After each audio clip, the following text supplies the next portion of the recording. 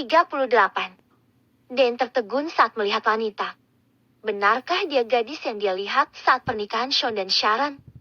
Kau? Dia perawat Tuan Sean. Nyonya. Jawab Susanna cepat. Lanita segera menyalami Dane dengan membungkuk sopan. Dane tertegun sejenak. Di mana kalung yang dia kenakan saat itu? Kenapa wajahnya mirip dengan gadis waktu itu? Ah, apakah benar dia? Aku melihatnya hanya sepintas tapi memang dia. Ada tahi lalat manis di dagu kirinya. Gadis ini pun memiliki tahi lalat di dagu kiri. Gadis itu sangat cantik. Gadis ini pun sama meski kini dia tampak polos dan sederhana. Dane membatin. Susanna membawa semua orang masuk rumah. Acara berjemur Sean pun terpaksa harus ditunda. Lanita mendorong kursi roda Sean ke ruang keluarga. Di mana Sharon? Kenapa gadis ini yang sibuk mengurusi Sean? Dane terus memperhatikan Lanita saat mereka sedang menikmati jamuan. Lani telaten menyuapi Sean. Sean, di mana Sharon? Tanya Dane. Oh, istriku masih tidur, Tante. Ucap Sean. Dane gemas dengan jawaban Sean. Sus, apa boleh aku minta bangunkan Sharon? Tanya Dane. Baik, Nyonya. Jawab Susanna. Dane mengikuti langkah Susanna. Tapi Dane tidak ikut masuk ke kamar Sean. Sharon muncul dari kamar dan merentangkan tangan hendak memeluk Dane. Kamu, bisa-bisanya jam segini masih tidur. Omel Dane. Aku ngantuk. Ma, sahut Sharon mencium kedua pipi Dane.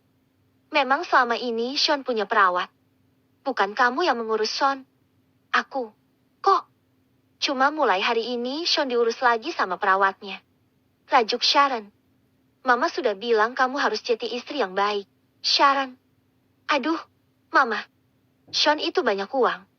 Aku tetap jadi istri yang manis tapi sampai sekarang dia belum pernah menyentuhku. Ma. Sharon curhat. Dane melongo. Maksudmu? Kau dan Sean belum sekalipun melakukan malam pertama. Sharon mengangguk. Dane terbelalak. Kamu jangan berbohong. Aku nggak bohong. Ma. Gimana aku mau jadi istri yang manis kalau Sean terus-terusan menghindar dariku? Rajuk Sharon. Dane termenung sejenak. Sharon menyadari posisi mereka saat ini adalah posisi di mana dapat terekam oleh CCTV, tapi Sharon tak berani melihat-lihat karena bisa saja nanti Susanna melihat gerak-geriknya. Sharon menarik Dane ke sisi lain ruangan dan duduk di kursi. Mama, aku sebenarnya mau kasih tahu sesuatu tapi nggak di sini. Aku nanti pulang ke rumah Mama. Malam ini Mama ada di rumah jam berapa?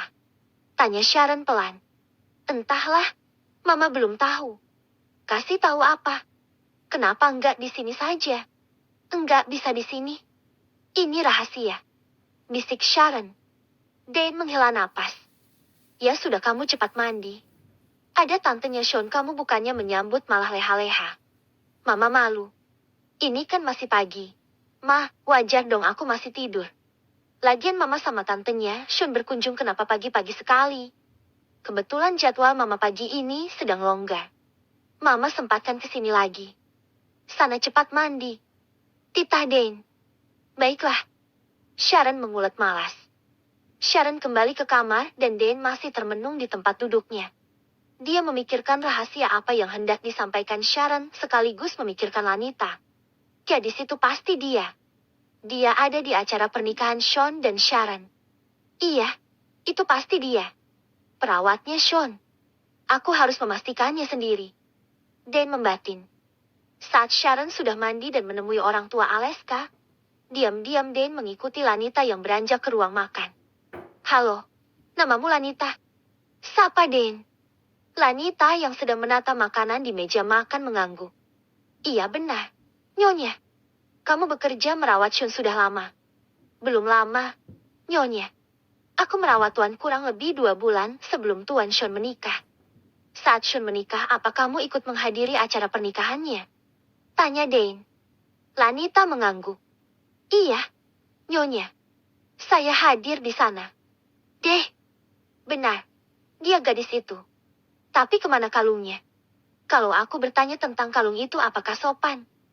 Maaf, apa Nyonya ada yang ingin disampaikan pada saya? Tanya Lanita sopan karena melihat Dane tampak kebingungan. Oh, Apa kau ingat pernah bertabrakan dengan seseorang di kamar mandi gedung pernikahan Sean dan anakku? Lanita mengernyit. Dia mencoba mengingat-ingat. Ah, iya. Sepertinya iya nyonya. Saya memang menabrak seorang wanita, tapi waktu itu saya sedang buru-buru harus mengatur catering bersama Ibu Susana. Kamu mengenakan dress merah merun saat itu? Tanya Dan lagi dengan menahan gemetar tangannya. Iya. Di pernikahan Tuan Sean saya mengenakan dress merah merun yang dibelikan Ibu Susana. Jawab Lanita tersenyum. Ya Tuhan, benar gadis itu. Tapi di mana kalungnya? Kalau aku bertanya dia pasti akan heran. Kalung itu kalung khusus pasti dia akan langsung terkejut. Tapi kalau aku tidak bertanya, aku tidak bisa berhenti memikirkan gadis ini dan apa hubungannya dengan kalungku yang hilang satu itu. Dan lagi-lagi diam kebingungan. Aku lihat kemarin kamu memakai sebuah kalung. Dane ingin menuntaskan rasa penasarannya. Kalung. Lanita meraba dada dan lehernya. Oh, kalung itu. Perang. Lanita dan Dane terkejut mendengar sesuatu yang jatuh. Aduh, Bang Yanto. Bisa nggak si jalan itu lihat-lihat? Tumpah semua ini sayur. Sri mengumpat. Lanita menoleh ke sumber suara lalu gesit menghampiri Sri yang terduduk dengan mangkok sayur besar yang sukses tumpah ruah di badannya. Segera Lanita dan Sri membereskan kekacauan sementara Yanto pergi entah kemana. Kurang esiem si Bang Yanto. Udah bikin kacau dan susah malah kabur. Awas aja nanti. Gerutu Sri. Ada apa ini? Sri. Tanya Susana yang muncul di ruang makan keluarga. Yanto, Bu. Yanti nabrak saya jadi mangkok sayur tumpah. Mana sayurnya hanya itu? Bu, bagaimana ini? Sri mengusap-usap dadanya dengan lap tangan yang diberikan Lanita. Ia sudah bersihkan saja semua. Tidak pakai sayur tidak apa-apa. Mana Yanto? Pergi gitu aja. Bu, kesal saya. Gerutu Sri. Lani, cepat bantu Sri bersihkan tumpahan sayur. Tita Susana. Baik, Bu. Lani gegas pergi hendak mengambil kain pel dan air. Dane terpaksa menghentikan interogasinya pada Lani. Tapi yang pasti Dane sudah mendapatkan kepastian jika memang benar Lani lah gadis yang dia tabrak di toilet gedung pernikahan saat itu. Ah, padahal tadi momen yang bagus sekali aku menanyakan kalung gadis itu. Kenapa harus ada gangguan? Sih, gerutu Dane dalam hati. Dane kembali ke ruang tengah dan bergabung dengan yang lainnya. Omah. Apa Lani anak itu? Tanya Yanto diam-diam di rimbunan pohon taman belakang. Anak apa maksudmu? Tanya Omah di seberang telepon. Nyonya Dane menginterogasi Lani saat di dalam gedung pernikahan Sharon. Dia pernah bertabrakan dengan Lani di toilet gedung. Lalu Nyonya Dane bertanya tentang kalung. Apa mungkin kalung Nyonya yang hilang itu? Hening. Bisa kamu kirimkan foto gadis itu? Tanya Omah. Halah. Gimana aku bisa kirim foto Lanita? Ya kamu foto diam-diam. Bodoh. Umpat Omah. Heh, aku bukan suamimu lagi. Ya. Jangan seenaknya mengataiku bodoh. Omel Yanto. Kalau begitu kerja yang cerdas. Percuma punya gaji besar di sana. Sudah untung aku kasih pekerjaan di rumah menantu Nyonya Dane. Kalau tidak kau masih luntang-lantung jadi pedagang asongan di terminal. Omah misu-misu. Hah. Sudah, aku mau kerja. Yanto menggerutu dan mengakhiri panggilan. Dia kembali masuk rumah. Lagi, untuk yang kedua kalinya Dimitri memergoki Yanto dengan sikapnya yang mencurigakan. Apa aku harus bilang Susana mengenai sikap Yanto? Aku takut Yanto mencelakakan Tuan Sean. Sikapnya aneh dan mencurigakan. Iya, sepertinya aku harus bilang Susana dan sebagai alasan aku bisa lagi berduaan dengannya. Dimitri berjalan dengan tangan yang masih memakai gips. 39. Dan sebetulnya masih ingin berlama-lama ada di rumah Sean. Masih ingin melihat Lanita lebih lama. Tapi pekerjaan yang menunggu dan menumpuk tidak bisa dia abaikan begitu saja. Tak apa, yang penting aku sudah menemukan gadis itu. Aku hanya perlu mendekatinya dan menanyakan kalung yang pernah dia pakai saat itu. Dan merasa yakin pada dirinya sendiri jika Lanita berhubungan dengan kalungnya yang hilang. Seharian Dan bersama Damien bertemu dengan klien dan beberapa investor. Fokus Dan sedikit terpecah memikirkan Lanita. Hingga dia ingin pulang saja ke rumah Sean dan menemui Lanita. Untung saja Sharon mengingatkan dirinya jika anaknya itu menunggunya di rumah. Jam 9 malam Dan sudah pulang. Dia sudah mandi, berganti baju, dan bersiap-siap istirahat. Pikirannya lelah dan penat sebetulnya, tapi dia juga penasaran dengan cerita Sharon. Malam itu Sharon menginap dan tidur bersamanya. Kamu mau cerita apa? Sayang. Tanya Dane naik ke tempat tidur. Sharon memeluk Dane. Mama kenapa sih tega jodohin aku sama orang buta? Tanya Sharon. Kamu nggak boleh ngomong begitu sama suami sendiri. Aku cuma pengen tahu alasan Mama. Kamu kan suka uang. Sean itu gudangnya uang. Jawab Dane santai. Hanya itu. Sean lelaki yang baik meski dia buta. Toh, Mama pikir mata Sean bisa disembuhkan. Sharon menghela napas. Tahu nggak sih kalau Sean itu hanya pura-pura buta? Dane terdiam. Dengar nggak? Sih? Mama tahu, kok. Sharon terbangun. Mama tahu. Tahu dari mana? Pekik Sharon. Dari Aji Saka, papanya Sean. Mama nggak sembarangan menjodohkan kamu. Sean itu sudah pilihan yang tepat. Ucap Dane. Tunggu. Mama sejak awal tahu kalau Sean pura-pura buta. Sharon terbelalak. Mama kenapa nggak bilang aku? Karena Mama ingin kamu tulus mencintai Sean. Ya Tuhan, Mama. Aku juga tahu kok dia pura-pura buta. Kali ini giliran Dane yang terbelalak. Kamu tahu dari siapa? Aku tahu sendiri. Jadi waktu itu aku nggak sengaja lihat Sean melihat-lihat koleksi jam tangan dan dasinya. Aku kaget, dong. Ngapain coba Sean pura-pura buta? Dane mendesah. Sejak kecil, Sean dan mamanya sering mendapatkan perlakuan buruk dari orang-orang di sekelilingnya. Bahkan berkali-kali hendak dicelakai orang-orang di sekitarnya. Sean memutuskan berpura-pura buta hanya untuk melihat siapa orang yang benar-benar tulus berada di dekatnya. Makanya Mama nggak bilang sama kamu. Tutur Dane. Mama. Aku pernah ciuman dengan Josh di kamar Sean. Gerutu Sharon. Apa? Dane terbelalak. Kamu. Dane mengguncang kedua bahu Sharon keras. Sharon berontak melepaskan diri dari cengkeraman Dane. Mama sakit. Kamu? Ya. Berani-beraninya kurang ajar pada suamimu. Dane memukuli bahu Sharon. Aduh, ampun. Lagian itu dulu sebelum Sean sama aku nikah. Mama, Sharon menghindari pukulan Dane. Kamu ini disayang-sayang sama Mama malah kegatelan sama si Josh. Dasar anak nakal. Dane gemas dan terus saja memukuli Sharon. Ucapan itu doa, loh. Jangan bilang aku nakal nanti nakal beneran.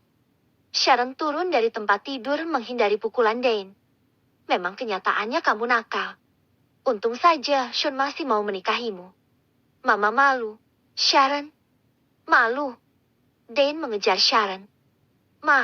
Sean sekarang buta beneran. Dia nggak pura-pura. Jerit Sharon. Dane menghentikan kejarannya. Buta sungguhan? Maksudmu? Sharon kembali naik tempat tidur. Kecelakaan kemarin habis pulang dari puncak. Bogor itu yang bikin Sean jadi buta permanen. Oh! Dane memekik dan menyusul naik ke tempat tidur. Aku sudah tanya dokternya, Sean katanya kebutaannya bersifat permanen. Jelas Sharon. Dane menutup mulutnya seraya terbelalak. Nah, kaget. Kan? Aku aja kaget dan lemes. Masa iya aku harus selamanya ngerawat orang buta? Aku masih muda. Masih suka have fun, seneng liburan dan menikmati dunia. Ini malah harus ngerawat suami buta. Malas aku. Gerutu Sharon. Dane masih mengelus dada. Sharon, menikah itu bukan main-main. Sean sudah jadi suamimu. Jangan pernah mengkhianatinya. Kamu yang sabar. Ya. Sharon mendengkus. Mama tega banget sih sama aku. Mama jual aku sama orang buta. Sharon merajuk, menggerutu dengan kesal. Kamu mau uang? Tetaplah jadi istri yang baik untuk Sean. Cintai dia dengan tulus. Enggak. Aku enggak mau ngurusin orang buta sepanjang hidup aku. Mana bisa suami buta aku pamerin ke teman-teman aku. Pasti mereka akan mengejekku. Keluh Sharon. Dan menyugar rambutnya. Pening rasanya menghadapi Sharon yang manja, tidak tulus dan hanya tahu bersenang-senang. Kamu kapan dewasa? Nak. Dane mengelus pundak Sharon. Aku sudah besar makanya mama nikahin aku sama Sean. Sudahlah, ayo tidur. Pokoknya aku tak mau membuang-buang waktu mengurus suamiku. Lagian Sean sudah punya perawat. Sean bilang, aku hanya harus bersenang-senang. Sharon menarik selimut.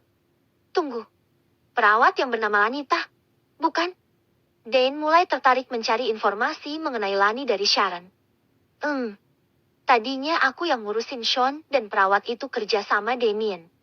Tapi setelah Sean buta beneran, Lani dipekerjakan lagi untuk merawat Sean.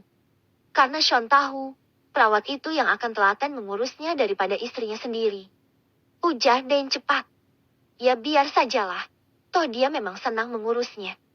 Lagian aku nggak suka berjemur. Sean senang sekali berjemur. Bisa hitam kulitku. Mending kalau 5 menit. 1 jam Sean berjemur. Ma, gosong lama-lama kulitku. Gerutu Sharon. Lanita tinggal di rumah Sean. Tanya Dane. Hey Em, sehari-harinya bagaimana dia? Yang ngurusin Sean. Kenapa harus tinggal di rumah Sean? Memang dia tidak punya rumah sendiri. Ya mana aku tahu. Dia juga temannya Aleska ternyata. Lanita dan Aleska teman semasa SMU dulu. Sahut Sharon. Aleska?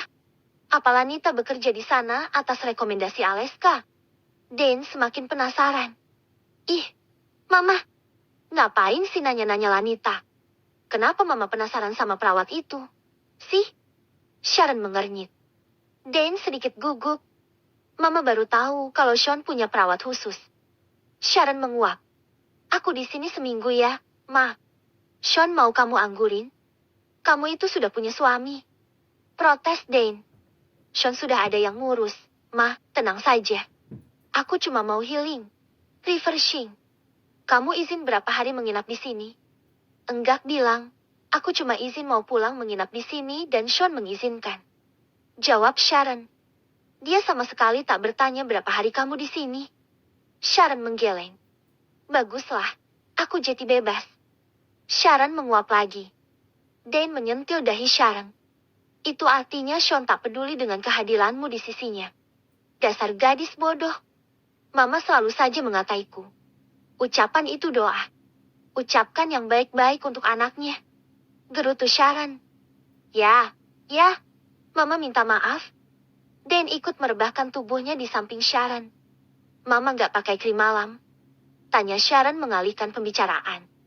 Mama sedang malas. Sharon mematikan lampu kecil di atas meja sebelah tempat tidur lalu memejam. Sementara Dane masih terus memikirkan tentang Lanita. Sharon, kalau nanti kamu pulang, biar Mama antar kamu. Ya, jangan pulang sendiri. Iya, Ma. Sahut Sharon melemah karena dia sudah mulai mengantuk. Dimitri meringis melihat masakan Sri. Dia terpaksa makan dengan tangan kiri karena tangan kanannya masih memakai gips. Kenapa mukamu mengernyit terus tiap kali makan masakanku? Tanya Sri sembari memicing. Rasanya aneh. Jawab Dimitri enteng. Sri mencebik. Bilang saja rasanya tidak enak. Aku bilang aneh bukan tidak enak. Elak Dimitri. Makanya jangan manja. Cepat sembuh biar kamu bisa jumawa lagi berada di istanamu itu. Cibir Sri. Suzana mana? Ya, apa dia sudah sarapan? Dimitri mengalihkan perhatian. Sebentar lagi paling kesini. Tukas Alia, salah satu rekan Sri yang menyediakan minuman untuk Dimitri. Sore, semua. Sapa Suzana yang muncul di pantry. Dimitri melambai pada Suzana. Ada hal penting yang mau aku bicarakan nanti jam 7 malam. Bisik Dimitri. Hal penting apa? Sahut Suzana sama-sama bersuara pelan. Aku serius. Nanti saja. Sahut Dimitri. Bagaimana kalau sekarang? Malam aku sibuk, Tuan Sean memberiku banyak tugas. Usul Suzana. Oke, siapa takut? Di mana kita bicara? Dimitri tambah semangat. Di kamarmu. Jawab Suzana. Ke kamar. Dimitri tampak antusias. Ayo. Suzana segera melangkah lebih dulu. Dimitri menenggak minuman yang disediakan Alia, lalu segera menyusul Suzana. Saat keduanya berada di kamar Dimitri, Susana duduk dengan sikap kaku dan bersidekap. Katakan, hal penting apa yang mau kamu sampaikan? Kenapa kaku begitu? Santai saja, kita sedang ada di kamarku. Loh, kekeh Dimitri. Memangnya kalau ada di kamarmu, aku harus bagaimana? Susana balik bertanya tajam. Dimitri mendesah. Aku heran dengan sikapmu. Sekarang judes, besok melunak, tapi lain waktu gugup dan tersipu bagai kucing sedang pacaran. Dimitri menggaruk cuping hidungnya. Aku sibuk, jadi cepatlah, apa yang mau kamu katakan? Desak Susana. Dimitri menghela napas dalam dan pasrah. Aku pikir aku mencurigai Yanto. Ucap Dimitri. Yanto. Kenapa dengannya? Susana mengerutkan kening. Aku pernah melihatnya mengintai Tuan Sean dan Nona Sharon saat mereka sedang berjemur, lalu setelahnya dia menelepon seseorang. Masih dengan sembunyi-sembunyi. Lalu kemarin dia juga mengintip Tuan Sean saat bersama Lanita. Kembali dia menelepon seseorang. Sepertinya dia menelepon orang yang sama. Hening. Susana mencerna apa yang barusan Dimitri ucapkan. Oh, aku lupa. Saat Sri menjatuhkan sayur, itu sebelumnya Yanto mengintip percakapan Lanita dan Nyonya Dane. Imbu Dimitri. Susana semakin mengerutkan kening. Tapi aku tak melihat sikap Yanto yang mencurigakan di rekaman CCTV. Susana membatin. Tunggu. Yanto masuk atas permintaan seorang petugas CCTV yang sudah seringkali memasang CCTV di rumah ini. Dia bilang waktu itu ada rekannya yang sedang mencari pekerjaan. Dimitri, aku senang kamu memberitahuku hal ini. Yanto harus aku awasi. Terima kasih. Ya, ucap Susana. Hanya itu. Hanya ucapan terima kasih. Mau apa lagi selain ucapan terima kasih? Tanya Susana. Setidaknya malam ini kamu mengajakku makan malam berdua di taman dan kita berbincang lagi hingga larut malam. Susana menarik napas dalam. Cepatlah sembuh. Kita akan berbincang lama saat tanganmu sudah pulih. Jawab Susana pelan. Dimitri terkekeh lalu ia melepas penyangga tangan kanannya. Gips terlepas, Dimitri merentangkan tangan dengan bebas. Kau! Susana gemas. Berani kau berbohong dengan Tuan Sean? Ya. Susana melotot. Tuan Sean sendiri yang menyuruhku berpura-pura masih memakai gips. Tuan bilang, aku harus bisa merayu dan mengambil hatimu agar kau lebih peduli dan memperhatikanku. Tutur Dimitri. Susana menyugar rambutnya. Kenapa tuannya dan lelaki yang sebetulnya dari tadi membuatnya gugup itu malah bekerja sama melakukan hal konyol? Susana lekas keluar kamar. Dia harus menemui Sean dan protes. Sus, ini rahasia. Tuan mewanti-wanti kalau hal ini rahasia. Kalau kamu protes, habislah aku. Cegah Dimitri. Oh, ya Tuhan. Kenapa kalian senang sekali mengerjaiku? Gerutu Susana. Tapi aku dan Tuan Sean menyayangimu. Ucap Dimitri menyentuh lengan Susana pelan dan hati-hati. Jangan sentuh aku. Sentak Susana. Nah, kan. Kumat galaknya. Duh. Awas Yanto.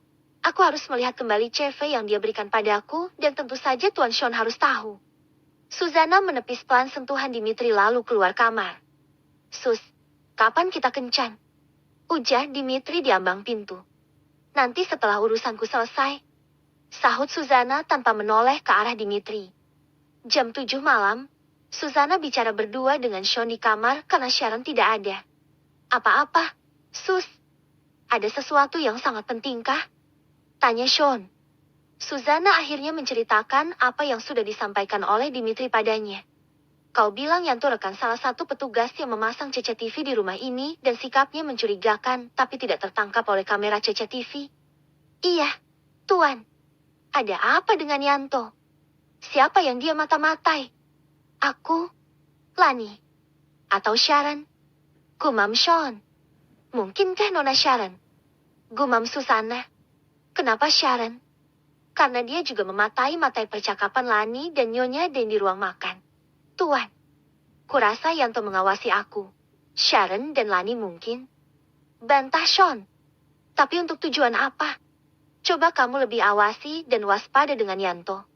Aku tak mau kecolongan punya pegawai yang hatinya licik dan busuk seperti saat aku kecil. Titah Sean. Tuan.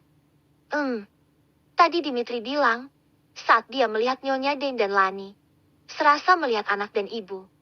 Sean mengernyit. Sama-sama cantik mungkin, ya. Mereka tidak mirip. Sanggah Sean. Susana diam saja tak menyahut. Oh, ya. Berapa lama Nona Sharon menginap di rumah Nyonya Dane? Entahlah, terserah dia. Sahut Sean tak peduli. Dia masih istrimu. Paling tidak tanyalah padanya. Kapan dia pulang? Lihat saja Nyonya Dane kalau Tuan sudah tak peduli lagi dengan istri Tuan. Susana memberi saran. Sean terdiam. Saran dari Susana mengingatkannya. Baiklah, aku akan meneleponnya. Sean patuh pada saran Susana. Sean meraih ponsel keluaran lamanya lalu menekan tombol cepat. Dia sengaja menelepon Dane terlebih dulu. Halo, Tante. Apa boleh saya minta tolong? Tolong tanyakan pada Sharon kapan dia pulang. Loh, kenapa tidak tanya langsung pada Sharon? Sean. Sahut Dane ramah. Aku takut Sharon berubah moodnya. Aku tahu dia rindu rumah. Kasihan. Mungkin dia ingin refreshing karena di rumahku mungkin saja Sharon merasa terkekang. Sean sungguh pintar mengambil hati Dane. Terbukti suara Dane tampak riang dan senang dengan ucapan Sean.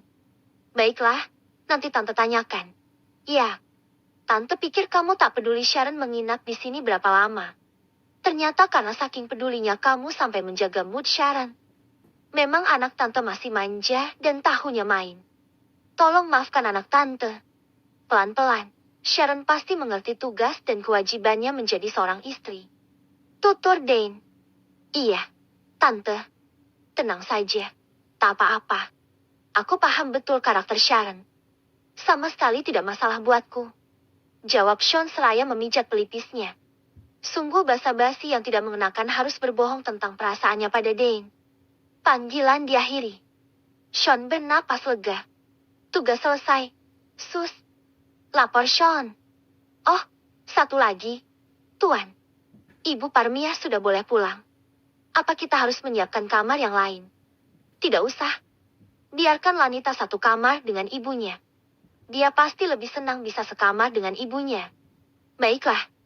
Keesokan harinya Sean membebaskan Lanita untuk menjemput Parmia bersama Johari.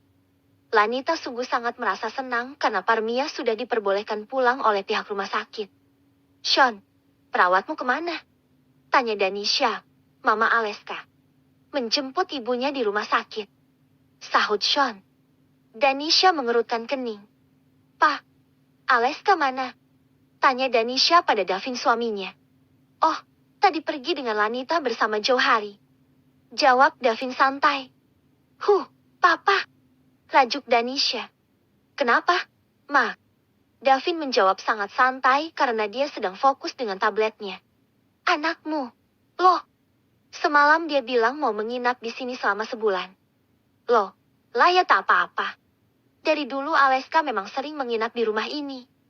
Sean, jangan izinkan Aleska menginap lama-lama di rumah ini. Ujar Danisha. Kenapa tidak boleh? Tante. Tanya Sean. Aku malah menawarinya untuk tinggal di sini. Dari dulu Aleska senang menginap di rumahku. Jawab Sean. Andai perawatmu tidak ada di sini, Tante tentu saja akan membiarkan Aleska tinggal di rumah ini. Memang kenapa dengan Lani? Lani bukankah teman SMU Aleska dulu? Jawab Sean. Aleska itu dari dulu gigih mengejar gadis kampung itu. Tapi untung saja gadis itu sok jual mahal. Enggan menerima Aleska jadi kekasihnya. Andai diterima, Tante sudah pasti tidak akan pernah merestui hubungan mereka. Ucap Danisha. Kenapa Tante nggak setuju? Tanya Sean kalem. Dia itu gadis kampung. Enggak jelas babat bibit bobotnya. Pekerjaan orang tuanya serabutan. Bahkan ayahnya seorang penjudi dan pemabuk, ibunya sakit-sakitan. Kalau Aleska menikah dengan dia, sudah pasti uang Aleska habis diporotin gadis itu. Tante tentu saja tidak rela. Danisha mengibaskan rambutnya dengan dagu terangkat. Sean membayangkan sikap Danisha saat bicara. Mengibaskan rambut juga dagu yang terangkat tinggi. Sean hafal gerak tubuh Danisha. Tante, sudah kubilang. Jangan menjelek-jelekan perawatku seperti itu. Dia gadis yang baik. Sangat baik. Aleska tahu mana gadis yang benar-benar tulus dan mana gadis yang hanya mengincar uangnya saja. Danisha mengesah. Kenapa kamu dan Aleska selalu saja membela gadis itu? Protes Danisha. Karena Lanita tidak seperti yang Mama pikirkan selama ini. Ma, tukas Davin meletakkan tablet di atas meja. Mama selalu saja mempermasalahkan Lanita sejak dulu. Padahal gadis itu tidak pernah menyinggung Mama. Sikapnya pun selalu santun. Apa yang salah dari dia? Salahnya terlahir miskin. Ujar Danisha pelan tapi menusuk. Sean tersenyum tipis. Paling tidak gadis yang tante bilang miskin itu punya hati yang tulus. Danisha hanya mendelik kesal. 3 jam kemudian, Lanita dan Parmiah tiba di rumah Sean. Parmiah tersungkur bersujud di kaki Sean karena sudah begitu baik kepadanya dan Lani. Lani, angkat ibumu. Jangan biarkan dia bersujud di kakiku. Sean merasa risih saat kakinya direngkuh oleh Parmiah. Sean membungkuk menyentuh bahu Parmiah. Bu, ayo berdiri. Ucap Lanita setengah memaksa. Parmiah masih enggan, tapi Lanita berbisik pelan. Ibu jangan begini. Tuan Sean merasa tidak enak. Duduk saja di kursi, ya. Parmiah akhirnya menurut. Sean sungguh menyesal tidak bisa melihat wajah Parmiah. Tapi dia senang karena Parmiah sudah kembali sehat dan benar-benar pulih. Ibu Parmiah mulai saat ini tinggal di rumah ini bersama Lanita. Aku ingin keselamatan kalian berdua terjamin. Jadi tidak usah sungkan. Anggap saja rumah sendiri. Karena Lani tidak aku perbolehkan tinggal di tempat lain. Sean bicara pada Parmiah. Sementara di sudut kursi lain, Danisha memandang sebal pada Parmiah dan Lanita. Bisa-bisanya 2 wanita yang tidak dia sukai ada di rumah Sean. Setelah mereka berbincang cukup lama, Lanita mengantar ibunya ke kamar untuk mengganti baju kemudian makan. Sri dan yang lainnya sudah menyiapkan makanan khusus untuk menyambut Parmiah. Setengah jam kemudian, Lanita menemani Parmiah menuju meja makan pantry. Khusus meja makan para pegawai. Parmiah berkenalan dengan semua orang. Kebetulan saat itu Yanto baru masuk dari taman belakang habis membersihkan kolam renang. Dia terbelalak melihat Parmiah. Bukankah dia perawat itu? Kenapa dia ada di rumah ini? Mau apa? Dia pasti mengenaliku. Aduh, bagaimana ini? Yanto kebingungan. Dia ingin menghindar tapi Sri menarik Yanto untuk berkenalan dengan Parmiah. Parmiah mengangguk pada Yanto tapi lalu Parmiah memicing. Dia seperti pernah melihat Yanto, tapi di mana? Parmiah mencoba mengingat-ingat, tapi dia tidak berhasil mengingat di mana dia pernah melihat Yanto. Yanto bernapas lega. Setelah basa-basi sebentar, Yanto kembali menyelinap keluar pantry. Yanto tidak tahu jika dia diikuti oleh Dimitri. Setelah merasa tak ada seorang pun yang memperhatikannya, Yanto menelpon Omah. Halo, kenapa sekarang perawat itu ada di rumah ini? Untung saja dia tidak berhasil mengenaliku. Dia sempat menatapku lama. Tapi rupanya dia lupa. Kamu harus hati-hati. Kalau bisa menghindar saja darinya. Kenapa perawat itu harus tinggal di rumah itu? Sih? Gerutu Omah dari seberang telepon. Ya mana ku tahu. Kalau nanti dia ingat siapa aku dan ketahuan, aku lebih baik kabur saja. Tak tenang aku bekerja seperti ini. Gerutu Yanto. Dimitri mengernyit mendengar ucapan Yanto dengan lawan bicaranya di telepon. Siapa yang ditelepon Yanto? Apa selama ini dia mengincar Lani? Memata-matai gadis itu. Tapi untuk apa? Aku harus segera memberitahu Susana. Dimitri kembali menyelinap masuk pantry. Dia tak ingin berlama-lama, ingin segera memberitahu Susana.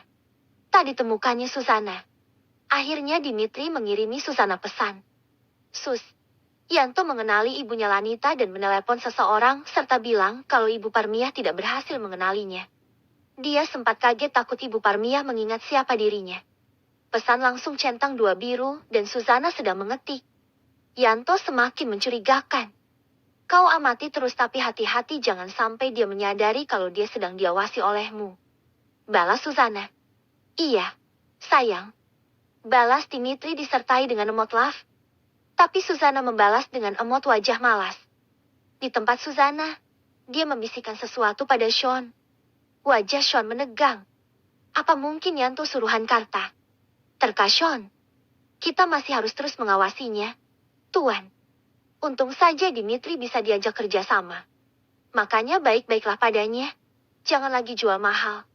Bukankah kamu sudah menerima cintanya? Sean mesem. Kedua pipi Susana semerah tomat. 40.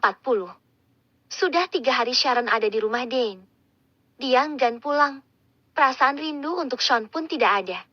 Bagaimana bisa rindu? Disentuh saja dia belum pernah. Saat ini Sharon sedang menelepon Josh. Jadi kamu masih virgin, Honorable? Tanya Josh terdengar girang. Mau melakukannya denganku? Tawar Josh. Nomor. Why? Aku harus tetap mempersembahkan mahkotaku untuk suamiku. Jawab Sharon. Bukankah kamu tak pernah dianggap ada? Kamu istri yang tak pernah dianggap. Meski begitu, Sean adalah sosok yang bisa diandalkan. Meski buta dia punya kuasa, punya power dan punya aura melindungi. Aku juga heran. Hei, kamu memuji-muji suamimu sekarang. Sedetik yang lalu kau menjelek-jelekannya karena enggan menyentuhmu. Protes Josh. Sharon mendesah. Aku bingung harus cerita ke siapa. Sejak dulu aku hanya cerita hal pribadi sama kamu, kan? Jarang aku bercerita pada temanku yang lain. Aku lebih nyaman mencurahkan semuanya padamu. Ya sudah kembali padaku. Ujar Josh. Sharon mendesah. Apa kita bisa bertemu? Tanya Josh. Nanti saja. Aku hanya ingin bermalas-malasan di rumah mama dan belanja sendirian. Memuaskan dan menghibur hatiku yang kesepian. Bersamaku kamu tidak akan kesepian. Sharon diam. Josh, kalau aku buta, apa kamu akan segencar ini menginginkan aku? Tanya Sharon sangsi. Kau ini bicara apa? Mau jadi orang buta memangnya? Tanya Josh. Kan ku bilang andai. Hanya berandai-andai. Tak ada pengandaian yang lebih bagus.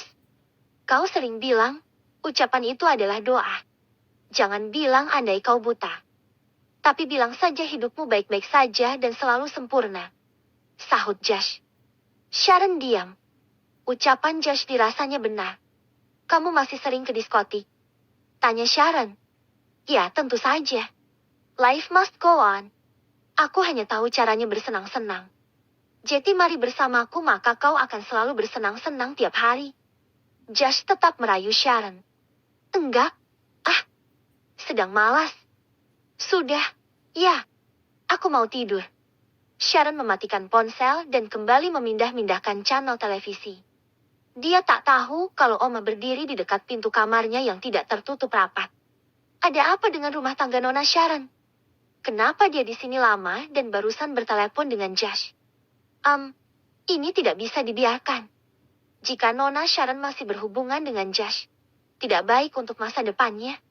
Menikah dengan Tuan Sean sudah keputusan yang terbaik. Omah berlalu meninggalkan kamar Sharon menuju kamarnya. Di dalam kamar, Omah menghubungi seseorang. Kau temui orang yang aku kirim foto dan alamatnya. Ancam dia jangan pernah mendekati Nona Sharon. Kita Omah. Hening. Jangan melakukan kekerasan. Dia orang dengan punya banyak uang dan kekuasaan. Cukup mengancamnya saja. Ucap Omah seraya menutup panggilan. Omah menghela napas dalam. Tidak ada yang boleh menjadi penghalang kebahagiaan anakku di dunia ini. Dia sudah menjadi seorang istri miliuner, jadi dia harus hati-hati bergerak dan bergaul. Bergaul dengan Josh itu tidak boleh. Meski orang tua Josh kalangan berduit, tetap saja kelas Dharma Wangsa jauh di atas keluarga Josh. Omah membatin. Dia sekali lagi menelepon Yanto. Halo, Yanto. Ingat, sebisa mungkin kau harus menghindar dari perawat itu. Dia pasti mengingatmu. Kita saat itu yang membujuk perawat itu untuk menukar bayi kita dengan bayi orang kaya yang kini jadi majikanku. Kalau dia sampai mengingat dan mengenalimu, habislah kita. Tapi aku rasa dia akan bungkam. Dia sudah setuju melakukan kejahatan bersama kita. Dengar, perawat itu bernama Parmia. Dia teman baikku. Aku memang tidak pernah mengenalkanmu pada Parmia karena aku malu sudah hamil di luar nikah karenamu. Dia sudah membantuku melahirkan di rumah sakit besar, dengan sembunyi-sembunyi itu sudah untung. Parmiah mengasihaniku yang miskin dan lalu hamil di luar nikah karena lelaki bernama Yanto yang brengsek. Jadi kau cukup dengarkan semua perintahku jika masih membutuhkan uang. Ancam Omah. Kenapa sih harus serumit ini? Kamu yang menukar bayi, tapi aku yang ikut repot. Dengkus Yanto di seberang telepon. Anakmu punya kelainan jantung saat lahir dan harapannya tipis untuk hidup. Aku harus menukarnya dengan anak orang kaya agar anakku mendapatkan pengobatan sempurna dengan biaya mahal. Kau sendiri saat itu pengangguran, Yanto. Omah geram. Ya, sudah mengomelnya. Aku harus mengantar Sri ke pasar. Sudah dulu. Yanto mengakhiri panggilan secara sepihak. Tinggal Omah yang mondar-mandir di dalam kamar. Kalau perawat Tuan Shon memiliki kalung itu. Jelas dia memiliki kalung itu. Parmiah pasti memberikannya pada Lanita. Aku harus membuat Yanto untuk mengambil kalung itu sebelum Nyonya Den tahu jika Lani memiliki kalung itu. Gumam Omah gelisah. Sementara itu di kamar Den membuka laci meja rias, mengambil salah satu kotak berbahan beludru warna coklat tua. Dia mengeluarkan kalung yang sama dengan kalung milik Lani. Apa aku harus memakai kalung ini saat aku mengantar Sharon pulang ke rumah Shon? Lanita pasti akan langsung mengenalinya. Den bergumam merencanakan sesuatu. Tapi kapan anak itu pulang? Den memasukkan kembali kalung dan bergegas menuju kamar Sharon. Di kamar Sharon, Den duduk di tepi tempat tidur seraya membelai kepala Sharon. Nah, kemarin Shon telepon Mama. Ngapain? Dia minta tolong Mama untuk menanyakan padamu. Mau berapa hari di rumah Mama? Sharon mengernyit. Kenapa nanya Mama? Kenapa nggak nanya langsung ke aku? Shon bilang, mood kamu itu cepat sekali berubah. Dia mengira kamu pulang ke sini karena merasa jenuh ada di rumah Shon. Shon tak ingin membebanimu dengan pertanyaan bahwa kamu sebetulnya memang harus selalu ada bersama Shon. Jangan terlalu lama ada di sini. Shon ingin menjaga moodmu saja. Sharon terdiam lalu mengerutkan kening. Berarti dia peduli sama aku. Mah, tanya Sharon. Iya, saking pedulinya dia sampai tak mau bertanya karena takut mood kamu rusak. Nah, tapi dia menciumku saja tak mau. Tepis Sharon. Mungkin dia masih terbayang kelakuanmu bersama Josh. Dia masih tetap menerimamu saja kamu tetap bersyukur harusnya. Dan berkata lembut. Sharon mendesah. Tapi dia buta, Mah. Permanen pula. Sharon masih menepis. Tidak ada sesuatu yang tidak mungkin. Uang Aji Saka Mama rasa mampu membuat mata Shon kembali melihat. Andai Aji Saka tahu, dia pasti akan mengusahakan pengobatan anaknya sampai manapun, agar bisa melihat kembali. Om Aji lama di Colorado, nyaris setengah tahun. Dan menghela napas dalam. Apa sedikit saja tidak ada cinta di hatimu untuk Shon? Tanya Dan pelan dan lembut. Sharon tertegun. Cinta? Untuk Shon? Enggak tahu. Ma, aku hanya merasa nyaman memang berada di dekat Shon. Meski dia pada akhirnya buta. Shon tetap punya aura bisa melindungi siapapun yang dia sayangi, yang dia miliki. Lirih ucapan Sharon. Pupuk perasaan itu menjadi sempurna. Shon sudah pilihan Mama yang terbaik untukmu. Nah, Sharon terdiam. Hening beberapa saat. Apa aku pulang malam ini? Mah? Oke. Ayo Mama antar. Dan semangat dan lalu seketika dia tersenyum. Dan harus mengenakan kalungnya malam itu.